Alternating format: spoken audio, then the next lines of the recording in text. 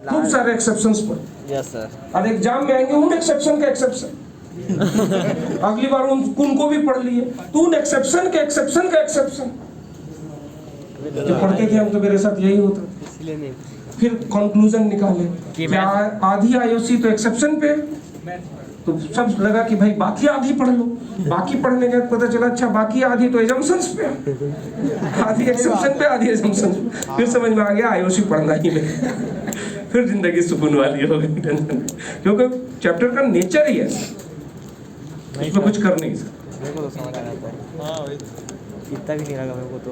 अपने को फिजिकल ठीक है भाई, सर फिजिकल में दिक्कत आता है सर। फिजिकल में दिक्कत वो तो आसान है, वो और वो सी वही तो है जो सिलेक्शन दिलाता है। ऐसे भी देखो पूरे सिलेबस का 1/3 तो केमिस्ट्री और 1/3 का भी 1/3 आईओसी, और उसमें समय लगाएंगे हम पूरे तैयारी का आधा। कौन करेगा? अगर हम पूरे परसेंटेज में बात करें तो ये 100% आपका पूरा सिलेक्शन है। मैथ्स 33, फिजिक्स 33 और आईओसी 11। हाँ 33 का भी, पीसी 11, ओसी। अब हम यहाँ ये 11% ही है। अब हम यहाँ 1/3 के बजाय आईयूसी में क्यों अपना आधा से ज्यादा समय लगा दें? सही बात है सर। आप पूरा समय लगा दो, पूरा समय लगा दो। कितने सवाल होंगे? 2 या 3 या 4, क्योंकि बाकी तो एक्सेप्शन है, कर ही नहीं पाओगे। कितना भी पढ़ लो कर नहीं पाएंगे। कोई बड़े से बड़े नॉलेजेबल आदमी को दे देते हैं, उनसे भी नहीं, 2-4 तो उनसे भी छूट जाते हैं। विवेक सर को बुलाना पड़ेगा, इसलिए क्यों करेंगे? इतनी दिक्कत नहीं आती है सर। ओसी करेंगे, पीसी करेंगे, कम मेहनत में ज्यादा नंबर आए। सर ओसी आ जाता है सर। ओसी पीसी ओसी पीसी में सर थोड़ा पीसी भी आसान है। नहीं लगता सर। अब मैथ्स में भी बात करेंगे तो मैथ्स में हम वैसे क्वेश्चंस पे कभी नहीं जाएंगे जो हमको उलझाएगा। हम मैथ्स में तो वैसे चैप्टर्स पे फोकस करेंगे ना जो आसानी से नंबर दिलाएगा। नाम बता दो सर चैप्टर का बस। एओडी आसानी से 4 सवाल। क्या करना है समय? डेरिवेटिव भी तो करना है, मैक्सिमम मिनिमम निकालना है, खत्म। पहला। दूसरा आगे आ जाओ तो कैलकुलस में डेफिनेट इंटीग्रेशन, आसानी से 4 सवाल पढ़ाओगे ना सर फिर? 4 सवाल पढ़ाओगे ना? कोऑर्डिनेट से 4 सवाल, बिल्कुल करेक्ट कह रहे हैं। आप पढ़ाओगे ना? 4 सवाल। फिर एरिया अंडर द कर्व से 1 सवाल, और एरिया अंडर द कर्व का सवाल तो कुछ होता ही नहीं, आसान।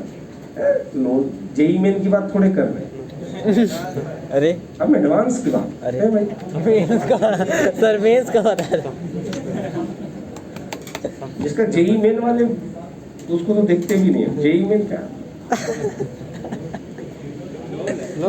मेहनत भी करो।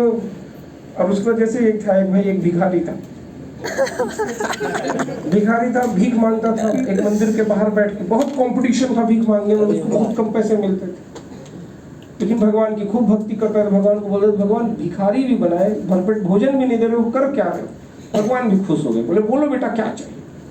बोला भगवान ऐसा है कि हमको कुछ 10-12 लाख रुपए चाहिए। बोले ठीक है जा देते हैं, लेकिन देंगे, लेकिन पहले एक बात हमको बता दो, करोगे क्या 12 लाख का? बोले भगवान ऐसा है कि यहाँ पे भीख मांगने में बड़ा कंपटीशन, एक अलग मंदिर बनाएंगे और किसी भिखारी को नहीं आने देंगे, हम अकेले भीख मांगेंगे, लेकिन मांगेंगे भीख ही। भगवान आके कह रहे बेटा जो चाहिए ले लो, फिर भी भिखारी है, भीख ही मांगेगा। तो जेई में है, जेई में नहीं दिखेगा बेटा। एडवांस देखो, एडवांस उस लेवल की बात कर रहे हैं हम, उसी लेवल के क्वेश्चंस की बात करें। ये क्वेश्चन जो दिख रहा है क्या नॉर्मल क्वेश्चन है? नॉर्मल है। Yes sir. इतने सारे लॉजिक है, एक के बाद एक सब इन्वॉल्व करते जाए। मोबाइल बंद कर ले भाई।